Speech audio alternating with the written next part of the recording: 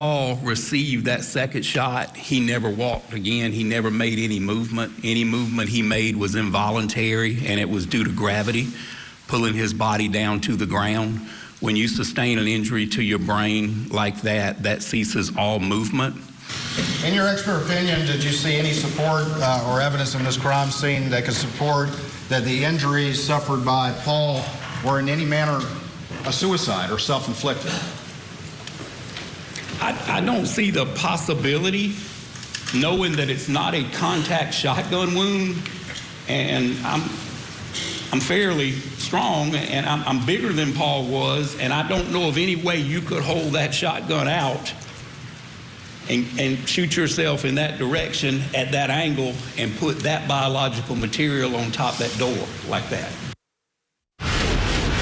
All right, joining us for this segment, a very special guest, forensic criminologist Dr. Laura Pettler, one of the foremost crime scene reconstructionists really in the nation. Doctor, thank you so much for joining me today. Truly appreciate it. Thank you for having me, Michael. All right, now every time I listen to the description of the crime scene, I come up with different thoughts and ideas. So a lot to discuss. As far as this guy goes, I can tell you from listening to his testimony, I had about as clear a picture of what happened here as I had at any point during this trial. He was solid, very solid.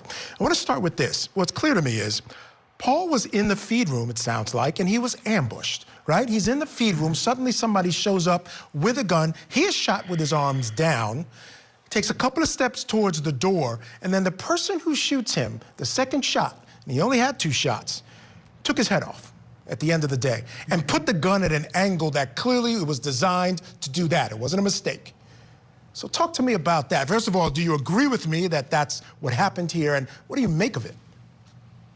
So I haven't reviewed the case file in this case, so I can't say for certainty, you know, what I think happened, because I don't have that information. But let's just go based on what you're suggesting, and also what Dr. Kinsey, who I thought did a great job explaining this to the jury. I do agree with you. And one of the things that I want to make sure that the viewers know about crime scene reconstruction is, first, that it's very limited. It doesn't give you the totality of the event. It only gives you a glimpse of the event. And so what Dr. Kinsey was helping us understand today was the nature of the attack on Paul. He was trapped in the feed room. There was nowhere for him to go. It does not appear from the pictures. It looks like it's a very small, narrow room, typical of feed rooms in barns. So, you know, what he's explaining is that there's so much science in the scientific method and the development of hypotheses, and then testing it, and then analyzing it, and going back over and over again for the prosecutor to be able to ask, are you sure this is the way that it happened? Or in your opinion, how did this happen? He's not only giving you what he came up with, but he's also telling you what he's eliminated. And that's very, very important to recognize here. So I agree with you, Michael. All right. Now, the next thing that jumped out to me today as I listened to this again was that this had to be a crime of convenience if it wasn't Alec Murdaugh.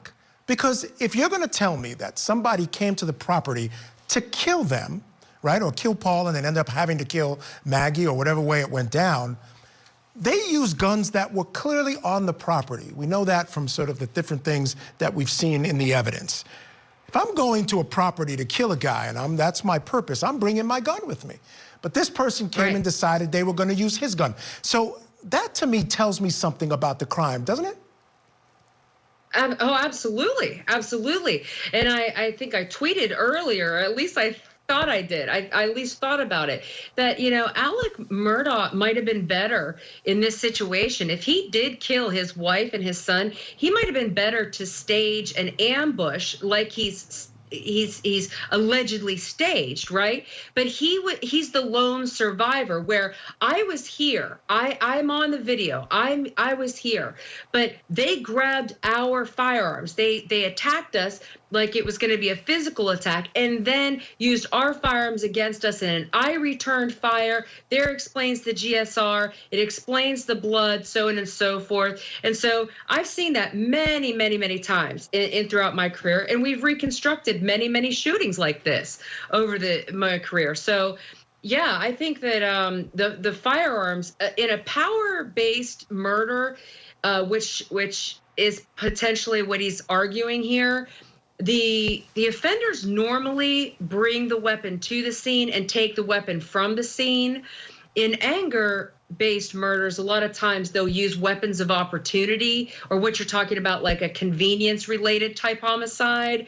So this crime scene is reflective of anger, but it does have a power interest kind of embedded in it.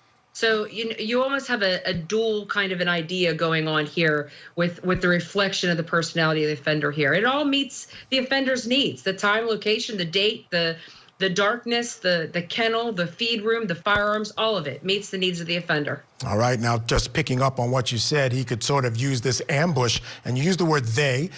Certainly it seems like the defense is going in the direction of more than one shooter. So that takes me to my next question. Quickly, I want to call up, we have the diagram that's been used in the court of the crime scene, and you can see where the feed room was and where Maggie was. She certainly would have heard the shots at minimum, if not seen the shooting. But yet and still, she doesn't go very far. The person comes up and gets close to her, point blank range, shoots her with a different weapon. So my question to you is this suggestive of a setup to make it look like more than one shooter? Or clearly the way the defense wants the jury to see this as maybe there were two shooters? Michael, my opinion is that it is staged to appear that there were two shooters, or at least one shooter and two firearms. But it's unusual to see this kind of firearm used in homicides. We were talking about that this morning on Julie's show. It is unusual, and I agree with you. I think that it was made to look like Alec Murdaugh was not there. We know that he was there based on Paul's video, and you can see how it moves through there. You can see that it starts in the feed room, comes out of the feed room, goes up in the diagram, and then goes around. So where Maggie's body is important to me as a crime scene reconstructionist too, because of her head is pointing toward necessarily the feed room. Paul's head is pointed away, and so all these ways that victims fall onto the ground is always very important to us as reconstructionists, because we are trying to figure out what position was the victim in at the time of the shot, what position was the shooter in at the time of the shot, and take into consideration all of this twisting and the spinning. That we have evidence here of at least Paul turning, and then there's also evidence of Maggie bending over. So all of that each one of those has an individual hypothesis. There's an individual test for each one, and then we rule things in and rule things out. It's important to always consider alternatives and never to do reconstruction by yourself. It's a team sport. Yeah, no question. And he made that point. Dr. Kinsey said he always gets peer-reviewed, his thoughts and ideas, which I thought was a really effective point as well. All right, Dr. Pettler, stand by. I do have to take a break. Folk investigators say that Maggie Murdaugh was killed after her son. Prosecutors are piecing together Maggie's voice from the grave. We've looked at what messages Paul is sending. Today, we're going to look at what Maggie might be sending. What do her texts, phone, and manner of death tell us about this crime? Keep it right here on Court TV. That's next. It's at ethoslife.com.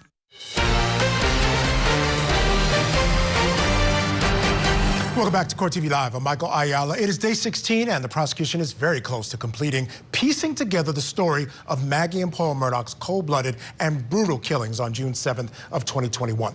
An important part of that story includes what the victims can tell us about their deaths. Now, the state's witnesses are helping give Maggie a voice from the grave. Her voice can help us understand the manner of her death, the time of her death, and the circumstances of her death. And here is what we know about that day. Maggie arrived at the Moselle property from their Edisto home between 8:30 and 8:44 p.m. And we know Alec asked her to be there, although she didn't want to leave Edisto because she was in the middle of a renovation. We know that she and Paul and Alec were together at the scene at 8:44 because we heard her voice on Paul's video.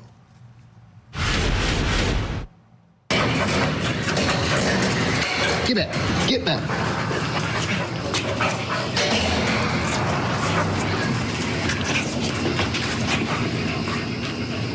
Quit, Cash. Come on. Quit. That's all right. Come here. It's not bad. Come here, Cash. Come here. Post it. Cash. Hey, he's got a bird in his mouth. Bubba. Hey, Bubba. It's a guinea. This is a chicken. Come here, Bubba. Come here, Cash. Come here, Bubba. Cash. Quit.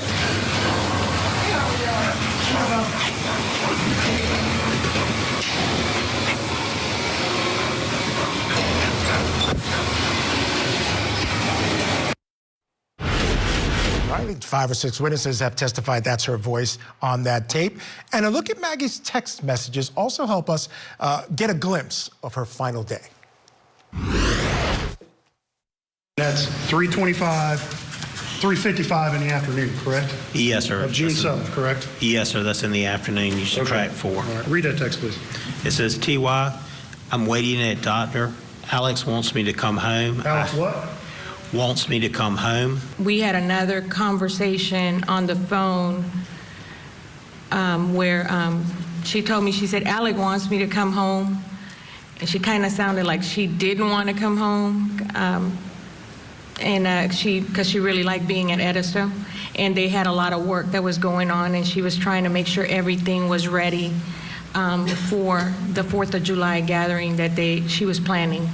So she was very detail orientated, so she wanted everything perfect. So she was she sounded like she was a little disappointed. Text message received incoming at 9:08:58 p.m. Alex to Maggie Murdoch. What does that text say? It says, going to check on M, be right back. The last call from Alex occurred at 9:06:51, correct? Yes. And the text came from Alex at 9:08:58, correct? Yes. And this was a text that was never read, I believe you testified to in the previous report, correct? Yes, sir, correct. All right, I'm going to put you on the spot here. Can you calculate the time between 9:06:51 and 9:08:58, please? It appears to be 2 minutes and 7 seconds. There's 2 minutes and 7 seconds between that call from Alex to that text from Alex, correct? Yes, sir, correct. Thank you. What time is that entry? That entry is at 9:47:23 p.m. And what is that? It is a text message that was received on that from Alex. It says, call me, babe. And was that text never read? I know that's referencing the previous report. No, sir, that text was not read. I left the house and went to my mom's for just a little while. Tried to call her when I left. Texted her, no response. All right, now add to that casings found around her body were found at various locations around the property, and the DNA of C.B. Rowe, who worked for the family, was found under her fingernails, and finally, her wedding ring was found on the floor of her car. All right, still with me, criminal defense attorney David Bruno and litigation trial attorney Richard Schoenstein, and with us here for this segment again, forensic criminologist Dr. Laura Pettler. All right, Rich, I'm going to start with you. I want to talk about the circumstances, all that we've learned about her. What does it tell us about the circumstances? The shell casings found under her body, also found on the property. The weapon came from the property, at least that's what it's telling me. She was the crime was particularly destructive, right? The person wanted to kill her, shot her 5 times, ending, of course, with the headshot, right? Again, another headshot. Her ring inside the car, on the floor, the DNA under her fingernails. What does that tell you? Does that tell you anything about what happened here? All right, well, let's start with the ring in the car, because that could be a red herring, so to speak, because lots of people take off a wedding ring at some point for a variety of reasons. It was sort of hinted that we might see some evidence about problems in the marriage between Alec and Maggie Murdoch, and we haven't seen very much of that. They seem to have some pretty common, pretty run-of-the-mill disagreements and communication issues that a lot of married couples have. We haven't seen any evidence of anything substantial. There's nothing so out of the ordinary about her day. There's nothing to suggest that she had any idea she was going to be killed that day. but the pattern with the gun definitely demonstrates that whoever killed her did it purposefully and wanted to make sure they finished the job. Yeah, clearly not. I'm having trouble accepting a collateral damage thing. They went there to kill her, but I'm going to ask Dr. Pettler that question, because we're going to talk about the manner of death. Again, shot 4 or 5 times. Clearly, to me, targeted, shot, and then making sure that you get her with the headshot at the end. It was at close range. Then there's this little tire mark. We know there was some movement. There was some disagreement as to whether it might have been running. We know that that's what the defense wants this jury to believe, but we're not sure of that. But we also know that there was this tire mark that she might have gotten from a parked ATV that was nearby where she fell down. What is some of this stuff telling you, Dr. Pettler? So I'll tell you one of the things, Michael, that I think of first is that we have stagers who exhibit enormous amounts of aggression and anger and rage towards victims when they're trying to stage it like there's somebody else that killed them. So that is something that does happen in the world of staging and in the world of staging research. I'm wondering, did she back into the ATV? Did she back into it, or was she maybe trying to get on it, or did she bump into it with the back of her leg? Did she see the gun coming at her? And then the purposeful location, it's very, very critical to understand that these wounds to both victims and especially Maggie are in such purposeful locations. A lot of times when you see a stabbing death, you have all these stab wounds going on all these different directions because both the victim and the offender are moving at the same time. In this particular situation, most of them, you can tell, are very deliberately and purposeful to the chest, and to the leg could be a femoral issue, and of course to the head. I mean, these are extremely aggressive, rage-filled type. I am definitely going to make sure that you are dead, and it's just it's a very difficult thing for, I'm sure, everybody to see in that courtroom. Yeah, it's tragic, and we haven't been looking at them. Thankful for that, for sure. David Bruno, for you, I want to talk about time of death because I think timeline, very important in this case. Let's call it up here about her phone. Now, her phone gives us a sense of what happened. The phone display was on at 8:49. There was a message read at 8:49:27. At 8:49:31, the phone locks, okay? Now, the display goes off at 8:54, and according to testimony, that was a human event. There's an orientation change from 8:54:40 to 8:54:44. The camera comes on to see if it can recognize a face, but it did not unlock the phone. So the timeline here says the time of death had to have been sometime between that 8:49 and 8:54:44, actually before that, 8:54 period, that at that point, the shooter probably picks up the phone and wants to get in and can't get in. Do you agree, David, that this is important? Because at the end of the day, this timeline, both sides are going to have a narrative about this timeline and when these murders happened and where the defendant was. Yeah, the timeline is critical. I mean, circumstantially, this is a circumstantial case. And it's so important is because the statement that we heard yesterday, where the defendant said he was not at the dog kennel. And then there's the video that Paul had that has his voice that we just played for our audience that contradicts that statement. And that's relevant to the timeline because that's how the prosecutor is able to show when they're alive at the very least, and then use his statements. I mean, let's think of this case without the defendant's statements and without the bad character evidence or the motive evidence that has been lodged into this case over the last 7 days. Without it, I mean, this prosecutor's got some big problems, but it's the defendant's statements in the car right here, months later with Corey Fleming, and then the evidence that comes in on the roadside shooting about him acknowledging lying to police and staging a suicide goes to his credibility. And it's not supposed to go to credibility, it's supposed to go to motive, but every single person I've heard talk about it says it goes to credibility, and that's how the jury's gonna take it too. Yeah, at the end of the day, it's always the cover-up, not the crime. All right, Dr. Laura Pettler, thank you so much for joining us this evening. Truly appreciate you taking time out of your schedule to be with us. Rich and Dave, you're going to be sticking around. Alec Murdoch was interviewed by police once, then twice, and at his third interview, he finally brought another lawyer with him, just in time to be confronted about his whereabouts on the night of his wife and son's murders. Coming up, what do you make of